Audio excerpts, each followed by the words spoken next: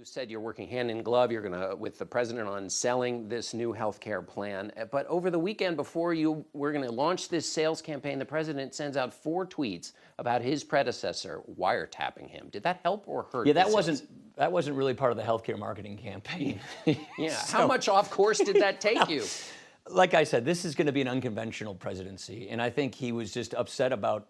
But I'm not there's really unconventional, and then there's really off into new territory. Look, this is part of what the Intelligence Committee is investigating. Both the House Intelligence Committee and the Senate Intelligence Committee are going through all of this. That's the proper place for this. And by the way, we've been presented with no evidence that any American was in collusion with the Russians on meddling with our election. We know the Russians meddled with our election. We said so before the election. Here's a question I have for you, though. You and I have talked about the importance of public figures making a case. You're doing it right now with healthcare to the public based on a set of facts. You make your argument about your facts.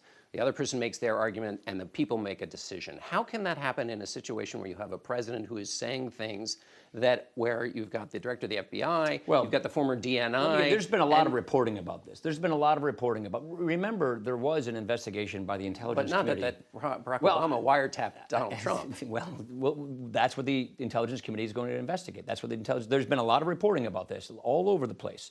So the key is get to the bottom of it, make sure the Intelligence Committee investigates these things. And I think if we get through all of this investigation, I think we will discover that they didn't do those things. But Russia did try to meddle with our elections. But this is a serious charge. The president of the United States is saying his predecessor put illegal wiretaps on him. That's not the basket of charges and things that have been discussed in the papers before. That is a new thing. And I wonder if you feel the way Senator Sass does, the way Senator Graham does, which is when a president makes this kind of a bombshell charge, that you can't just wait for the committees to kind of get to the work. This isn't the kind of thing you want to just linger out there. What do you feel about that? Well, that's outside of my control, what is tweeted or what isn't tweeted. We're focused on healthcare. The president's focused on healthcare.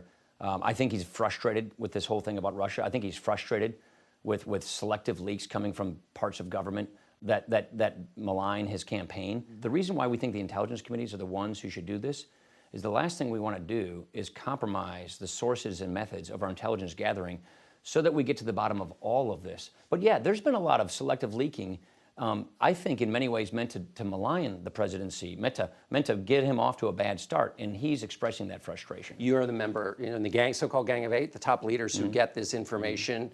Have you seen anything to suggest there are wiretaps? No. Could you clear up this question of wiretaps? Well, again, I don't want to get ahead of the intelligence committees. I don't want to get ahead of the intelligence committees and their thorough investigation.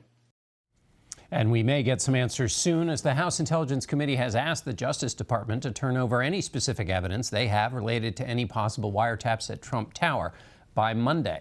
And we'll have more questions and get some more answers from Speaker Ryan later in our broadcast.